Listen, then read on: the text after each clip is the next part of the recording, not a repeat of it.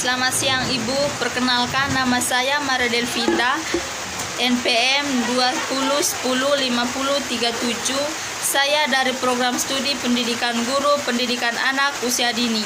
Di video kali ini saya akan menjelaskan materi berkaitan dengan 4 kurikulum, yaitu yang pertama kurikulum Montessori, yang kedua kurikulum Bangstreet, yang ketiga kurikulum Reggio Emilia, yang keempat kurikulum High Scope.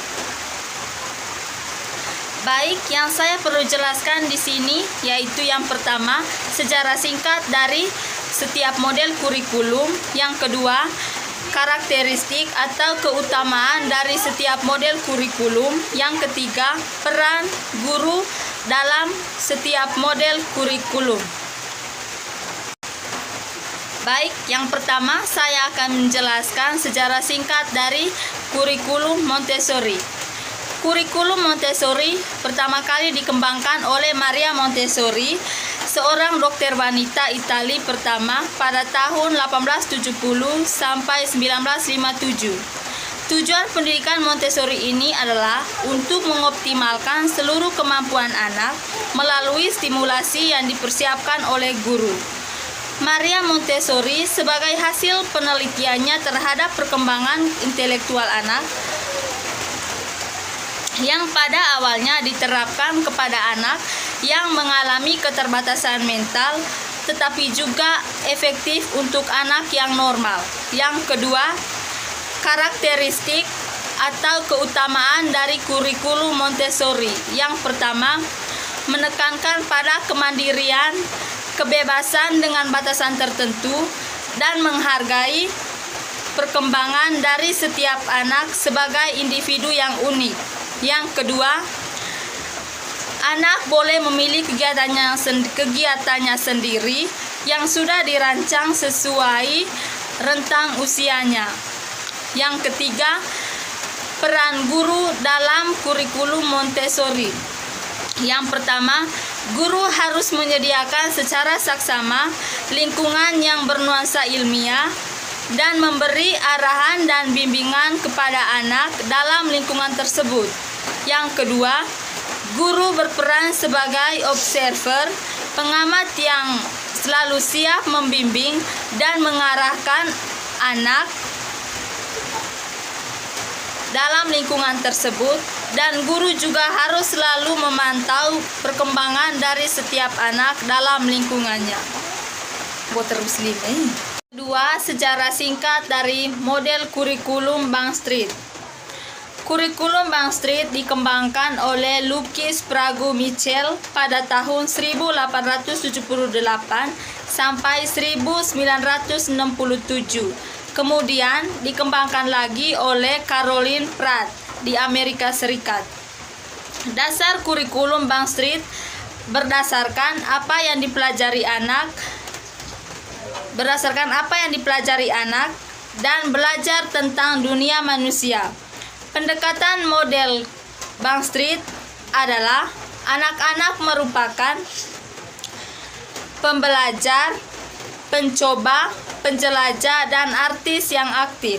Yang kedua, karakteristik atau keutamaan dari model kurikulum Bangstreet. Yang pertama, individualitas, yaitu menekankan pada sikap mandiri, melakukan sesuatu tanpa bantuan orang lain. Yang kedua, sosialisasi, yaitu selain makhluk individu, anak juga harus bisa bersosial terhadap sesamanya. Yang ketiga, kompetisi, yaitu persaingan. Di sini adalah persaingan yang dilakukan dalam bentuk individu maupun kelompok.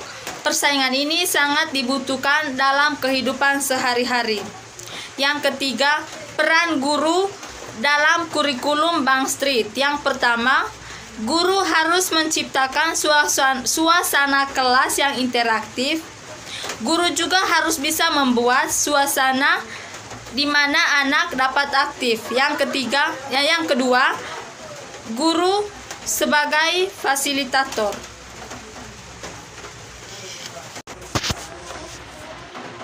Yang ketiga yaitu sejarah singkat dari kurikulum Reggio Emilia. Kurikulum Reggio Emilia dikembangkan oleh Loris Malaguzzi dan para orang tua di Unicota, Italia bagian utara setelah terjadinya Perang Dunia Kedua. Para orang tua berpikir bahwa tahun awal perkembangan anaknya yang membentuk anak-anak menjadi seseorang individu yang memiliki tanggung jawab, kebersamaan, serta memperbanyak minat anak.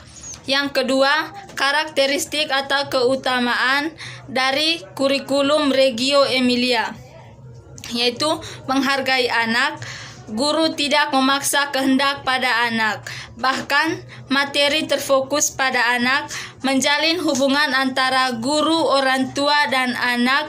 Guru, orang tua, dan murid harus memiliki koneksi yang kuat untuk membentuk kepribadian anak. Yang ketiga, peran guru dalam kurikulum Reggio Emilia, yaitu para pendidik harus memperhatikan lingkungan sekolah yang baik karena sangat berperan dalam mendidik anak.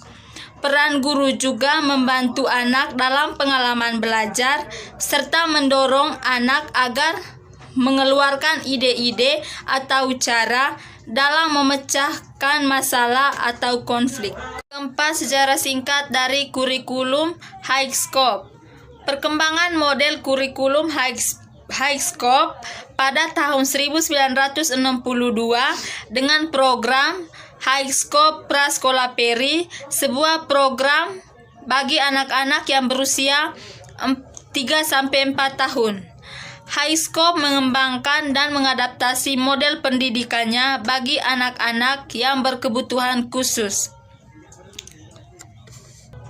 Yang kedua, karakteristik atau keutamaan dari kurikulum Highscope, yaitu membuat anak memiliki aneka ragam keterampilan yang mencakup masalah interpersonal dan komunikasi yang sangat penting untuk meraih kesuksesan di masyarakat. Yang ketiga, peran guru dalam kurikulum Highscope, yaitu yang pertama, meningkatkan motivasi anak belajar hal baru. Yang kedua, mengamati keterikatan anak dalam belajar. Yang ketiga, menyiapkan lingkungan belajar, membantu melakukan plan do review, serta melakukan interaksi dengan anak. Baik, Ibu, itu saja penjelasan dari saya berkaitan dengan 4 model kurikulum. Sekian dan terima kasih.